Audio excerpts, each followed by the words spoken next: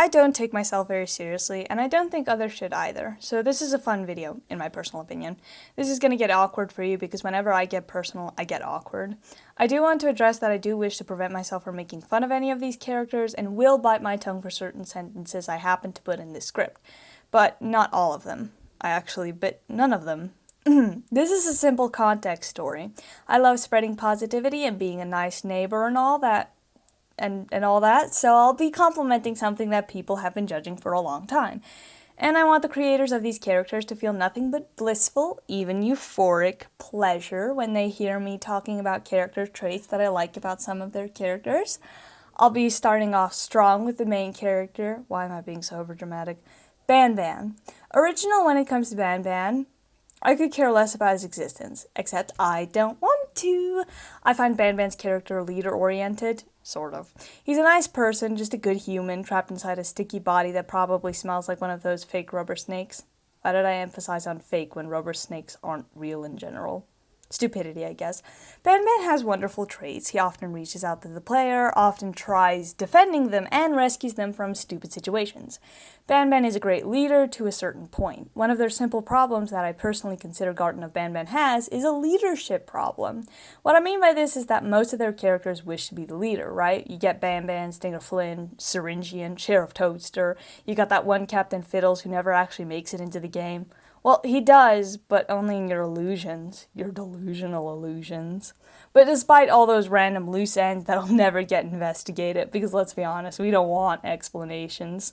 We just want more acid trips. Point is, Banban himself is like a parody of what a good leader should be.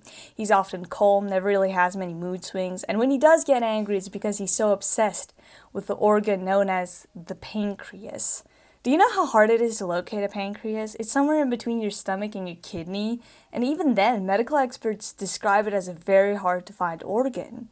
That was very unintelligently stated, but don't mind that. This very rare organ of folklore teachings, well, not really folklore, but fictional, sort of like rare enough to be fictional, just so happens to be the very thing that Banban is so obsessed with. It's not rare, it's just really hard to find. I like that about him. I like when characters have traits that make absolutely no sense to us, but it makes sense to the character, because that means they have their own life, their own expectations, and their own preferences. They exist beyond what you can find out about them. Banban's favorite color could be purple for all we know. Just because he's red doesn't mean that's his favorite color. Now that's stupidity. Obviously, I don't really have much to say about Banban since I really have mixed feelings. So I can picture some chemistry between Banban and this parent that's on this little journey. I hope it's a woman because it would kind of exemplify that Banban's character can adapt further than... I don't know what I was saying. Let's just move on before I say something awkward. Stinger Flynn. So these are your usual acid trips. He gives you some kind of vision of what he wants to happen in the future and treats you like scum, obviously. No matter what you do or where you meet him, he always blames you. It's always your fault because Stinger Flynn is so high and mighty that he just can't be to blame for letting the kids out of his sight, right? Ugh. Let's actually question his design for a second. Why does it look like somebody took a paintbrush over his eyelid? That looks like it hurt. Is that a scar? What did it come from and who made it?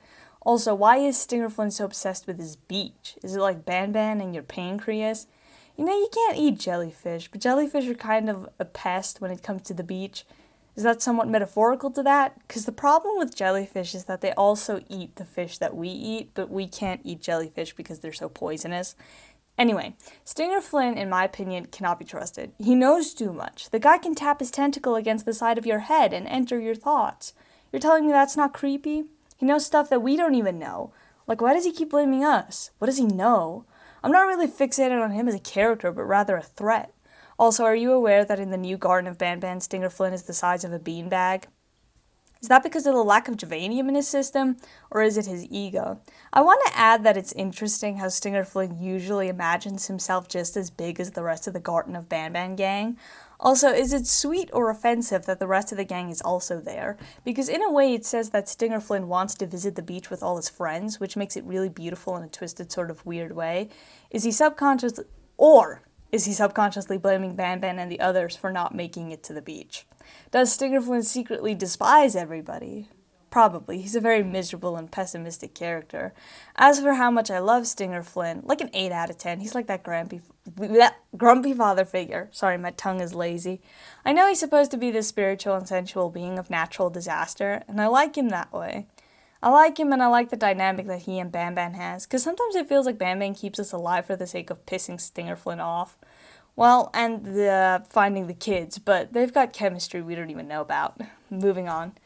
Banbalina. She probably should have been second, but I don't care much for consistency.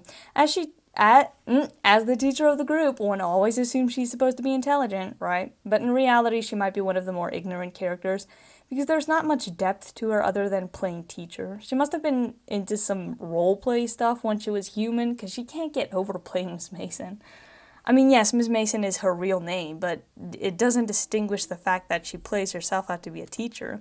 She must have loved her job for it to be such a huge personality trait. Obviously, life would not be the same without Banbalina, mainly for Banban, but she doesn't really do anything beneficial, and there's nothing I can actually say about her other than her eyes look like she circled them with lipstick. Banbalina's design is not particularly attractive, she's not very threatening, but her voice isn't annoying, and it's kind of appealing how you can easily manipulate her through method acting, by pretending to be one of her students or luring her out by using one of her students. She's interesting is what I'll say. Okay, next up, Nab Nab. Nab Nab. Now, something incredibly stupid and also kind of smart that I noticed about Nab Nab is that his name is Banban, spelled backwards. I don't know how many people notice that, but it's sort of funny because it's never actually brought up. Nab Nab is a spider. I think he's incredibly good at stalking you from the ceiling, falling from the ceiling, crawling back up the ceiling, probably even hiding above the ceiling. He's unpredictable, which is something I like about him.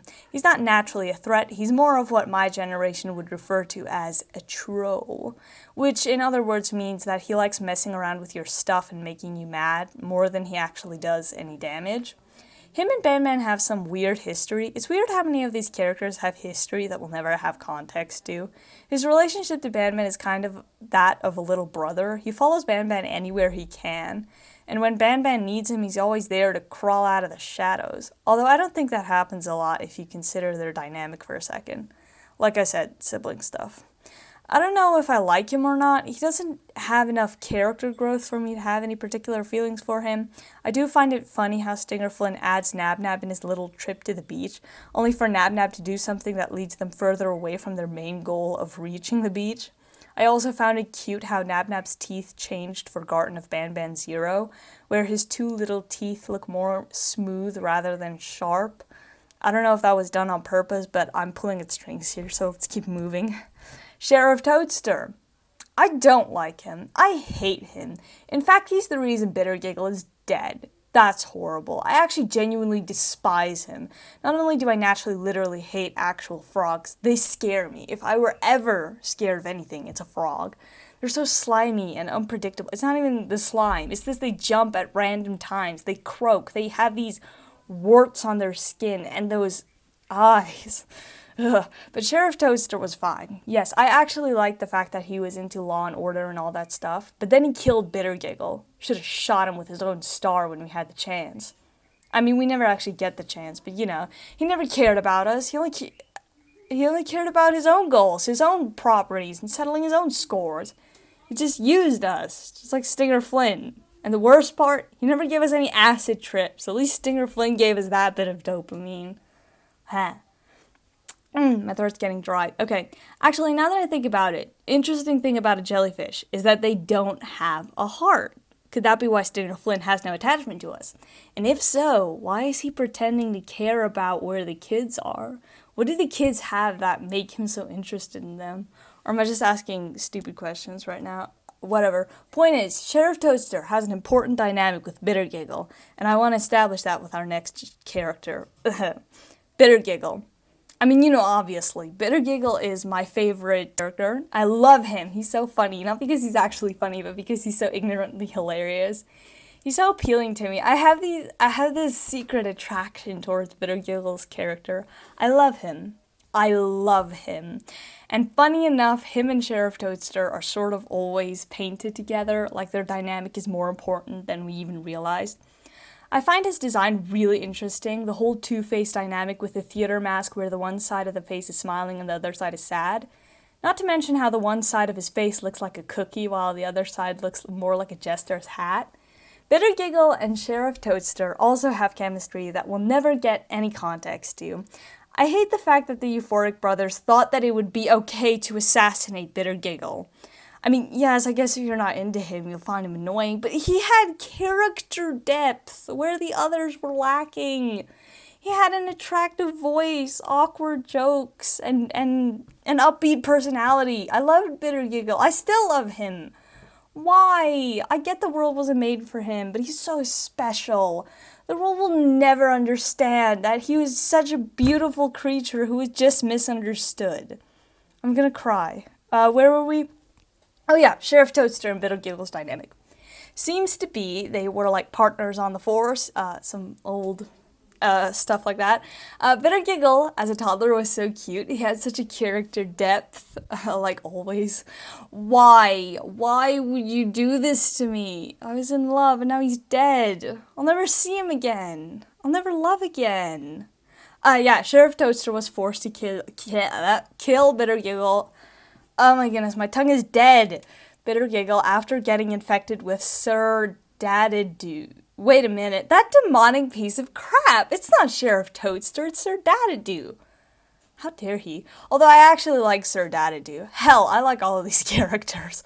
I like how he looks like a father playing pretend with his daughter when holding the so-called magical scepter. Moving on, I guess, since, Bitter Giggle's still dead. I can't even think straight right now after just having been reminded why I didn't want to talk about Garten of Banban. Because they killed the love of my life. Okay, Jumbo Josh. Is there anything I can add? He doesn't look much like a gorilla other than the fact that his upper body is bigger than his lower body and that he walks on his fists as much as he does on his back feet. He's apparently really strong for about as heavy as he is, I guess. I'm just assuming here. It's kind of disgusting how the game keeps treating him like a pillow in a pillow fight. They're just like grabbing the biggest pillow and tossing it around because, it's a pillow and the biggest pillow will always win. But in this case, Jumbo Josh is a real character with real, I don't know what you call that, but he has a life, he has a personality. He's more than just Jumbo. He's Josh, for crying out loud. He needs more of a perspective than, oh, he's big and giant, fun for throwing at your enemies. He's not a wrecking ball, he's a real living something, and that's all on him. But next, Syringian. He is so suspicious, he's so evil. Just like what I just said. He threw Jumbo Josh into Sir Dadadoo's army like some giant pillow into a bunch of tinier pillows that was supposed to win the pillow fight. I'm breathless right now. Then he chose to enslave the very person who helped him use Jumbo Josh like a frickin' cannonball. He probably psychologically mind-screwed Banban as a kid, then raised his specimens of lollipop-loving aliens out of the dirt, and treated our character like a piece of material. Syringian is like Strayed. You mean nothing to him. You're just a quick highlight for the moment, and then when you're gone, you weren't worth it anyway. He's like really evil. I don't hate him as much as I hate Strayed, but he's close. He's like so close. Okay, after spending about probably close to a whole chunk of your emotional and psychological and all of your physical energy just to help him beat Sir Dadadoo, you learn he's way worse than Sir Dadadoo by enslaving you. And then Sir Dadadoo kind of tries involving you in his escape plan, because you're good luck or something. But again, Syringian owns Sheriff Toadster and also all the lollipop-loving aliens. Syringian is a great villain for the fact that he's so manipulative. Because at the start, he kind of exposes himself as a villain, but later on portrays himself like he's not that big of a threat to you. When all this time, he's just been thinking about betraying you in the end. That's so cold. So, I don't have enough time to fit in all my perspectives and thoughts on these characters, otherwise this drawing is going to take way too long. But don't fret. I will to be continue this project by writing down a bunch of names of characters that I have yet to mention, and then my thoughts on them while rewatching Super Horror Bros playthroughs. Yeah, but great game. I love the Euphoric Brothers' perspective on the game. The characters are weird, but I like them that way, as I like most of my things that way. And also, apologies for using pencils instead of markers. Markers are really expensive, but don't worry, I hate using pencils. and will save up my money for markers again. Remember to like, subscribe, as they say, since commenting does feel weird, so I won't force you to do that. See you later, I guess.